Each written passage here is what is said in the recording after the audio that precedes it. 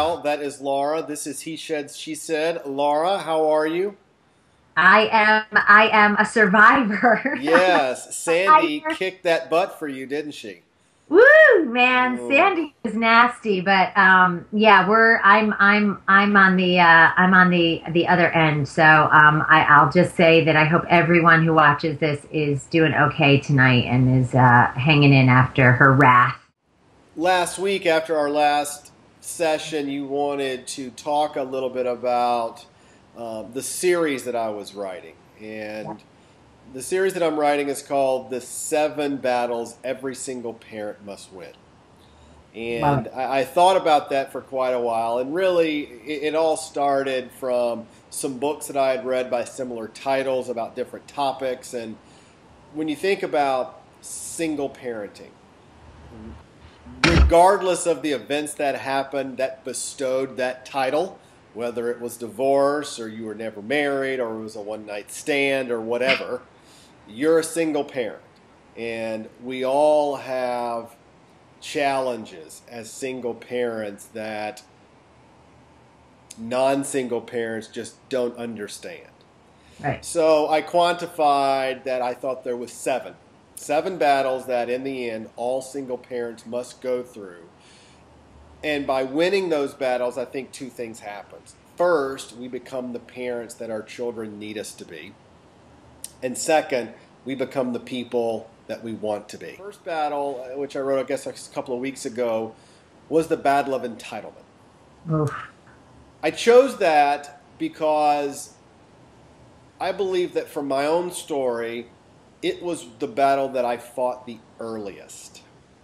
Okay. So I'll get into a little bit of that story in a minute, but I want to open it up to you. When you think about the idea of entitlement as it relates to single parenting, and more importantly, the idea of divorce, hmm how does that resonate with you? I hadn't really originally understood where you were going with it, right? Originally, and maybe there are some viewers right now who are thinking, what the hell is he talking about? Entitlement. Um, but after reading your post, and I think it is really important, not important, but I think it's a very worthwhile thing for anyone that views this to really check out your blog, chopperpapa.com, and read your posts on these because they make an incredible amount of sense. And whether we want to admit it or not, it's a battle that we take on. And the entitlement one is one that we use as justification sometimes. And I think it's important to be in touch with. Here's what I mean by entitlement, and I'll use my own story to give us context. So, if you've read my site or if you've watched this for any amount of time, you know that my divorce was brought on by an extramarital affair. So that in and of itself,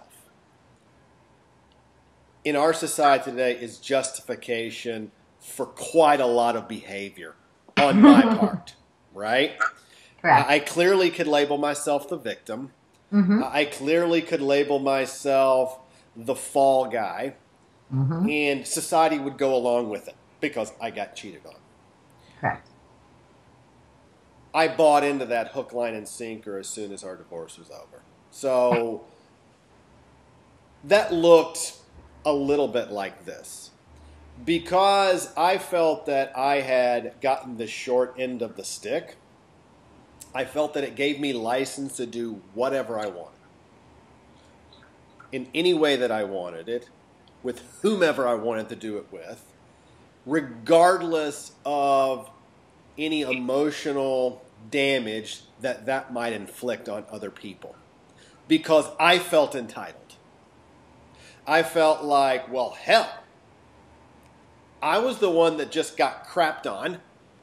I don't care about anybody else.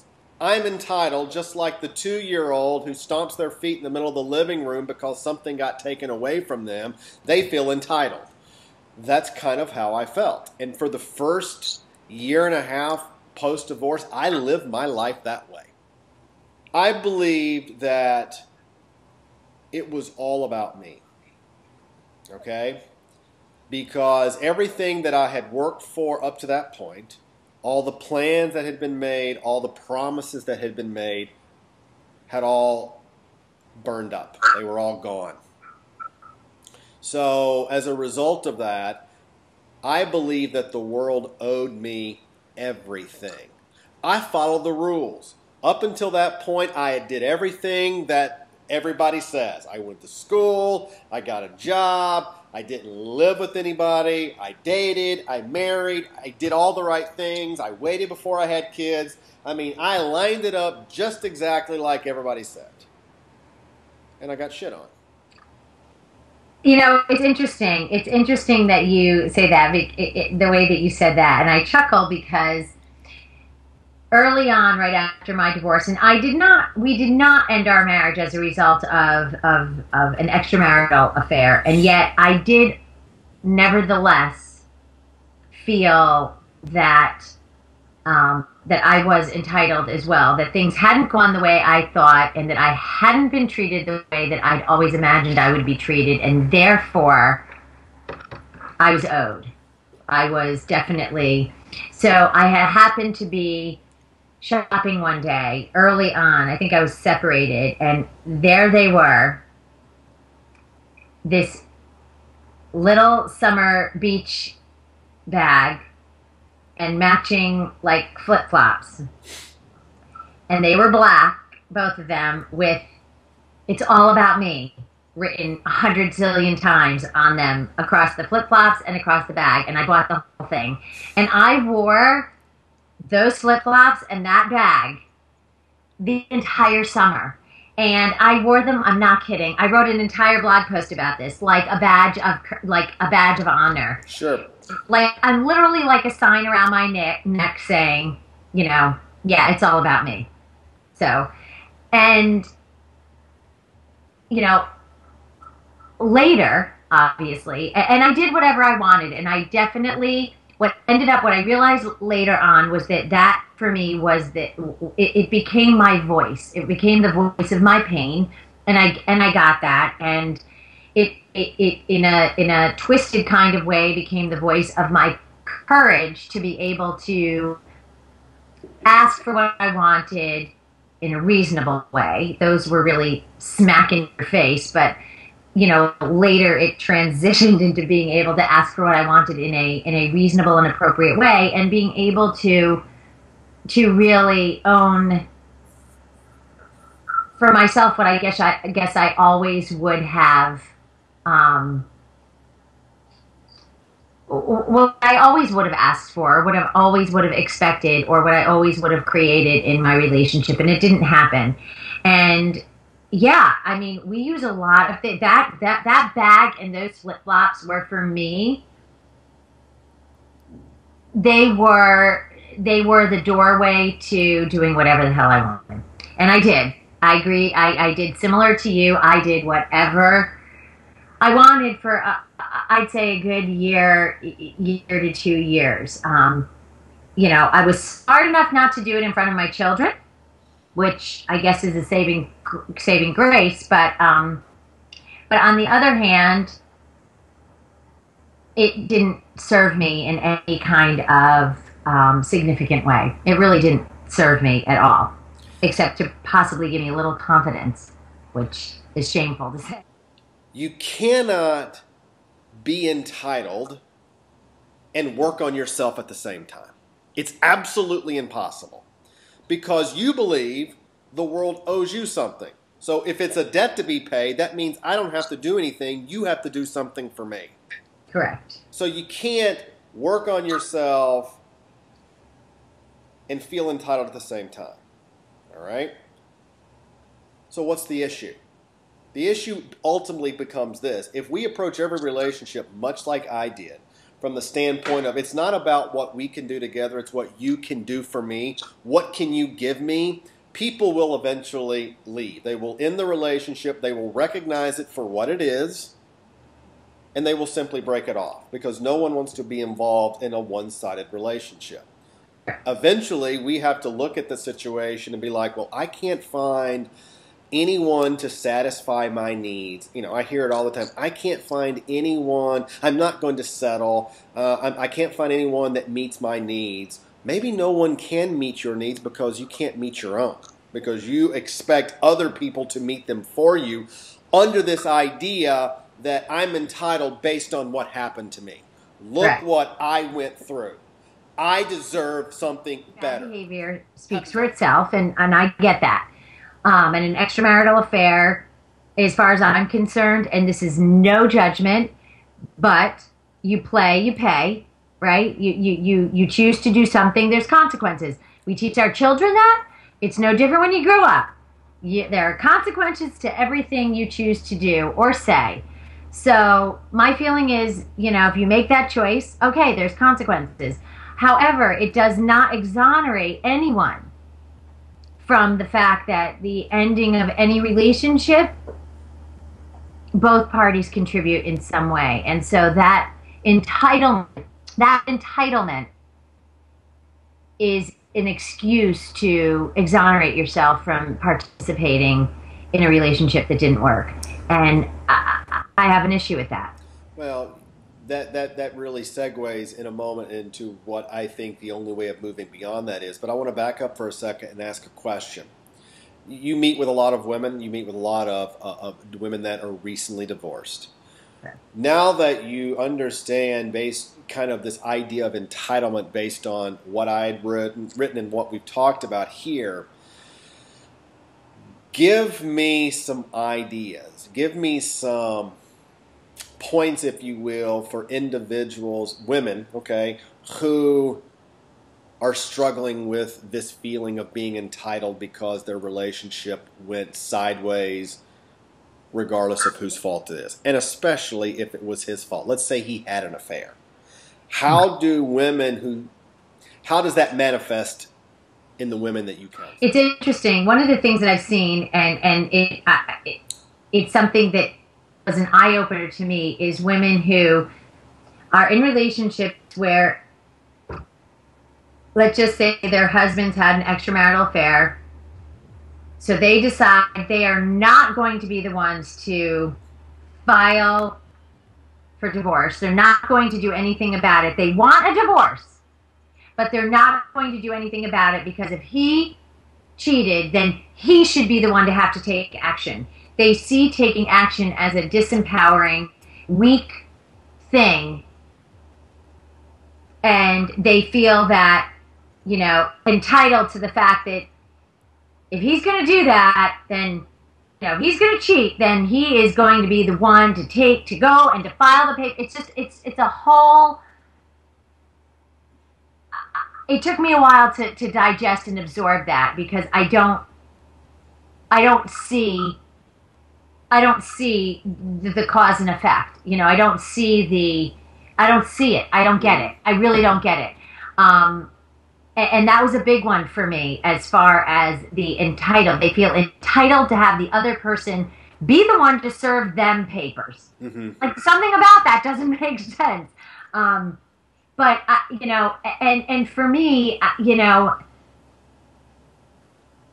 people will take action, you and I both know it, to blow up a relationship, right? It's really difficult to be open and honest and say it's over, right? It's really hard to look, you know, someone in the face, to look your partner in the face, in the eyes, and to say, you know, I know things haven't been good, and I think it's time to end this, and I think it's time to move on. And people will avoid it at all costs. They'll do anything. They'll have an affair so it'll blow up. They'll participate in bad behavior. They'll do anything, because then it blows it up, and of course it's the next natural course of action. And I think, of course, then it distracts, right? It's like it distracts you from the issue at hand. Then it's no longer about the fact that our marriage sucked, the relationship sucked, and it's about the fact that you cheated. And it really takes the focus off of what matters and what inevitably will be the very thing that will allow you to move forward, and it will place it totally on the wrong. It will emphasize the worst possible thing, which is exactly what you're talking about, which is allowing yourself to feel that despite the fact you hated your marriage, right? You're a woman. You didn't like your marriage. You weren't happy. It wasn't what you really wanted and needed, this whole relationship and marriage, and yet now you can so easily forget that and focus completely on the fact that, okay, so he had an affair with someone. The truth was, it has nothing to do with what was originally wrong. And that's my biggest problem. That's what I notice the most, is that we allow ourselves so easily to be distracted from what the issue I at was hand asked in an is. interview recently what I thought the number one piece of advice is for anyone who's gotten divorced. So let's say you've just had even a serious breakup. We'll do either one, okay? We don't have to quantify it one way or the other. Right. I said, I tell these individuals the same thing. Get a calendar, look at today's date, fast forward 12 months, circle it in red, and promise yourself that you will not date anyone for the next 12 months. Now that sounds like a lot, and it is. I couldn't do it. I didn't even know to do it. I wish I would have. And here's why. There is virtually no way that you can go through a significant divorce, especially if you were the one that didn't want the divorce, if you were the one that did not cause the divorce. You cannot come out of that and not feel that someone owes you something. It's impossible. All right? If I'm wrong, you tell me. But there's just no way that you can't have this sense that someone owes me something. If you take that into your next relationship, Oof. it's a Molotov cocktail waiting to go off. Yeah, it's bad. We'll use affair because that's my story. I had every right to feel entitled. Every right in the world. I did everything right. But I didn't do everything right. It took me getting to the point where I realized that divorces do not happen in a vacuum. To your point earlier, it takes two people for it to go sideways. Most individuals in healthy relationships, healthy people in healthy relationships, don't wake up over their cornflakes and say, you know what, I think I'll cheat today. See what it's like. We have to realize that we had a part to play in it, because until I do that, you will always owe me something. That's what entitlement is. There's a debt, you have to pay it. Until you do, I will not be satisfied. Once I realized that I had a part to play in it, now all of a sudden, the debt began to shift. Well, maybe she didn't know me quite as much as I thought she did. Maybe I could have done some things differently as well. Until you come to that realization, you'll always feel entitled. Always. People don't like that. People think, oh, yeah, that doesn't make a difference. She had an affair. I am not at all condoning what she did. She will have to deal with the consequences of her actions. That's right. That's not for me to say. What is for me to say, though, is this. You're telling me right now that there is nothing that I did that did not drive her to make the decisions she made? That's garbage. Absolute garbage. I've spoken with men that have told me they got divorced because their wife cheated on them. I said, is there anything anything that you possibly did that drove her into another man's arms? They never say a word. They think that they were the picture of husbandly perfection. It's hard, and I know for myself, I'm in a very different place 8 years later, but at that very moment, I did feel like I was the picture of perfect wife. Sure, and he owed you something. You did it right, he screwed up. That's right, I played that role. I was wife and mother. I was wife and mother extraordinaire, and it took a while to separate the fact that I tried to be the perfect wife and mother, but I didn't really know what that meant relative to being in a really amazing, loving partnership. And I had to be gentle with myself and say, it's okay, you didn't intend it that way, but you also didn't really get it. Yeah. And so, I own my part, but I think, and I wrote this in one post, and I can't remember what post I wrote this in, but just because we can accept our contributions to the demise of our own relationship or marriage,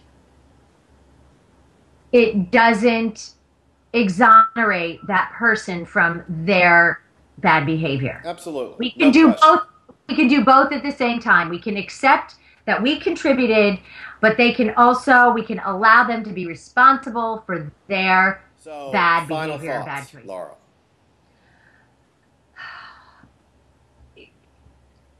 Set yourself free from your feeling of entitlement. Set yourself free, as you said, from leading yourself down a path that is going nowhere, and begin to take ownership of your peace, your peace, and know that it doesn't excuse anyone else, that you can still be gentle with yourself and accept that there were things that were not kind, or not, or weren't good for you, or didn't feel right, or were hurtful. All of those things that were not okay. But that still doesn't mean that you didn't have a piece in it, and you need to accept that piece in order to free yourself from it. You have to own that piece.